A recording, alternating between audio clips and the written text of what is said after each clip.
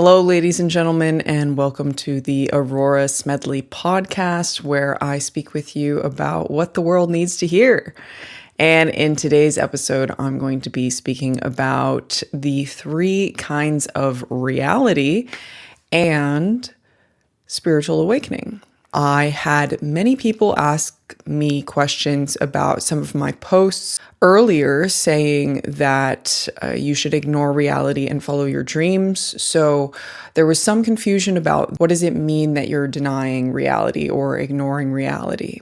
So I'm going to clarify what I mean by reality, and then I'm going to tie this in to what this means for spiritual awakening processes. So I'm going to start with my version of what the three kinds of reality are. Let's jump right in. So in my understanding, I see that there are three different kinds of reality. The first is perspective reality. The second is consensus reality or social cultural reality. And the last is perceptual reality. So this is going to tie into the conversation about spiritual awakening very soon, but I'm going to go in depth about these three different understandings of reality, and this is going to tie into what spiritual awakening is, actually. Because I need to answer the question of what is reality first before I can really speak to what spiritual awakening really is. So the first perspective on reality is perspective reality. So perspective reality is understanding that every single person has a different set of experiences, perspectives, memories, cultural contexts, and everything which sums up their perspective on reality. So we like to think that reality is objective, that there is one kind of objective truth, but actually reality exists as an infinitude of different perspectives on reality. There's no definitive objective reality that we can completely agree on because we all have different subjective experiences. So this is what I mean by perspective reality. For example, if you are in a conflict with somebody, or if two countries are in conflict, one side has one perspective and another side has a different perspective. From each side, their perspective is correct. So from one side, they have the correct perspective. From the other side, they have the correct perspective. And the other side is wrong. So what is the actual truth in this situation? When you look at the situation from either side in isolation, either side is going to be correct. So how do we actually resolve this? Well, I think that the resolution of a lot of these issues happens when you are able to see things from both sides at the same time and allow a greater truth to arise that encompasses both perspectives. I think that you're getting the gist of what I'm speaking to as far as perspective reality. What I'm saying here is that every single individual has their own subjective experience of reality that influences what they see as true and what their thoughts, behaviors, and actions are. And this perspective reality is a summation of all of their previous experiences, all of their previous memories, everything that has ever happened to them in their life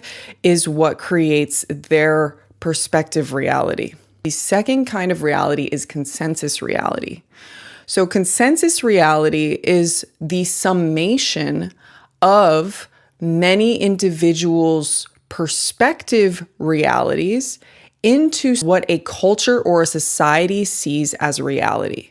So what a culture or a society sees as reality is a collectively agreed upon, aka consensus, reality. So we all agree that this is how society should be. This is how a family should look like. This is what a job should look like. Do we live in a capitalist society? Do we live in a socialist society? These are all things that we agree on in consensus reality. What is a relationship supposed to look like? What are friendships supposed to look like? What am I supposed to spend my day doing? What is a career supposed to look like? These are all things that come from consensus reality, or what I'll also refer to as society reality or cultural reality. For instance, all the Republicans see the world this way because they have been exposed to a certain set of information. All Democrats see the world this way because they've been exposed to a certain set of information. All people from China see the world this way because this is their cultural and social context. And the people from the United States see the world this way because we have a certain socio-cultural context. So this is where things start to get interesting, because the societal, collective, and consensus reality are a summation of our individual experiences. So at some point, when we all change our perspective, when enough individuals change our perspective, there is a tipping point in consensus reality where the mass culture changes.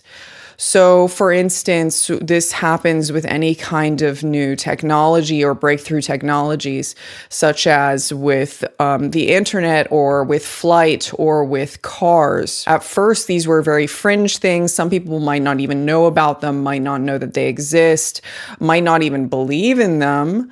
But then at some point, there's a tipping point where everybody believes in it, everybody knows about it. So this is kind of the influence of perspective reality, aka individual reality, on social cultural reality or consensus reality. And so this is actually quite an interesting influence of the us as individuals and how we collectively influence the culture, the society, and the overall narrative of our culture. And to provide an example on these socio-cultural realities, I'll point to the fact that, for example, with flight was not part of consensus reality for most of humanity's existence. Flight was a fiction. If you asked anybody in the 1800s, if you asked anybody from any cave people what they thought about flying around in a machine, they would probably tell you that you were crazy. But now, if we look at our everyday scenarios of what is reality now, we all agree that flight is totally normal and that the vast majority of us have all been on an airplane to go somewhere. So this is an example of what is now consensus reality. This is also why I say that you need to ignore reality and follow your dreams, is because just because something is not in consensus reality yet does not mean that it is not possible, does not mean that it's not real, and does not mean that it is something that can't make your life imaginably better. So just because the thing that you want doesn't exist in your current social circle, doesn't exist in your current national circumstances, doesn't exist in the society that you live in, doesn't mean that you can't intentionally create a reality that has what you want in it. So now that I've discussed perspective reality and consensus reality, finally, there is perceptual reality. And so what my point is with perceptual reality is that what we humans are able to perceive is limited by our five senses. So Our visual spectrum only encompasses a small portion of the electromagnetic spectrum. Same thing with what we can hear. The frequency band of sounds that humans can actually hear is infinitesimal compared to all of the sounds that are available to us in the universe at large. And because of this, the perceptual reality that we have is a limitation on us being able to perceive all of reality. This perceptual reality would vary between us and other species, for example. If you were an octopus under the ocean with arms that can bend any direction and the ability to change colors, you would have a different perspective on reality than we do. Similarly, if you were a dragonfly and you had eyes on every side of your head and you could see in every single direction, you would have a different perceptual reality. Similarly, if you were a snake and you were able to see infrared frequencies, you would also perceive the world in a different way than we as humans do. So what I'm saying is that our actual ability to perceive reality is limited by our human brains, our human minds, our human sense of touch, smell, taste, and sight.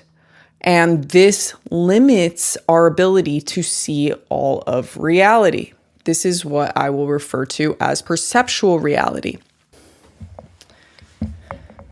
So the implication of all of this is, first, that we as individuals cannot fully accept our perspective on reality. Second, that social reality and consensus reality is influenced by our individual choices and expansion of our consciousness. And finally, that our actual perspective on reality is limited by our human senses and our human ability to feel around in the world. Going back to the question on what is reality, the reason why I'm saying that you should ignore reality and follow your dreams is because, for the most part, we are limited by consensus reality. Consensus reality does not encompass all of what is possible. It encompasses what society has recognized as being quote unquote reality. What is a spiritual awakening then? Well, I would say that there's kind of two kinds of awakenings. One is societal cultural awakening, and the second is spiritual awakening. So I don't feel that these are the same, and I think that sometimes people conflate the two.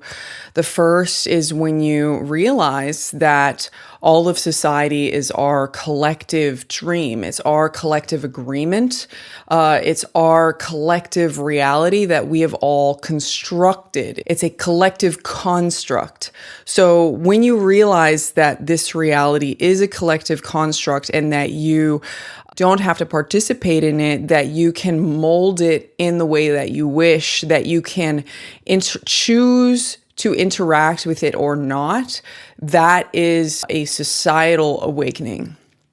But the second kind of awakening is what I'll call spiritual awakening. Spiritual awakening is understanding that physical reality is not the only reality. Once you start to understand that our true reality is multidimensional, is energetic, is vibrational, this is what I would call a spiritual awakening. But I actually don't really think that spiritual awakening is necessarily spiritual. What it is recognizing that all of reality is not only encompassed by the physical, but encompassed by a greater thing that is non-physical as well. It acquaints you with non-physical reality. So I might actually refer to spiritual awakening as non-physical awakening. It's understanding that not all of reality is this physical thing, and that the universe is conscious, that our thoughts affect the larger consciousness, and that this consciousness is something that is intelligent and that shifts based on your actions, thoughts, and life choices. So that is essentially what a spiritual awakening is. But this doesn't point to the fact that spiritual awakening can be very challenging, because this non-physical reality is not something that is currently encompassed by our social cultural reality. So our society does not currently see non-physical reality as part of reality. So when you have a spiritual awakening, when you see that physical reality is only part of reality, then you have the challenge of dealing with a society that will not understand you, that will not see your perspective on reality as reality, that will essentially gaslight you to everything that you are seeing and experiencing. It's going to dismiss what you're experiencing. Society is going to kind of gloss over what you share as your experiences. People might respond with a kind of uncomfortableness to your spiritual experiences. So this is all challenges of spiritual awakening. So I've gone very in detail over this whole podcast about what is reality. I've gone over the perspective, individual realities, consensus, aka social, cultural realities, and then finally perceptual and physical reality. And the understanding of these three different kinds of reality enables us to have a finer vocabulary for discussing concepts like spiritual awakening, in which now we can understand that spiritual awakening is a shift in being able to perceive non-physical reality, and also understanding that the dreams that we have, the desires that we have, are often not accepted and supported by consensus reality. So because of this, since consensus reality is actually not reality, this means that we still have the option to choose what we see as true, regardless of whether we are affirmed by society. So, this has all been a fairly detailed and heady discussion. I hope that this has been supportive for you in understanding what is reality, and also understanding what a spiritual awakening is. And I hope that this has been awesome, and I look forward to seeing you in the next podcast.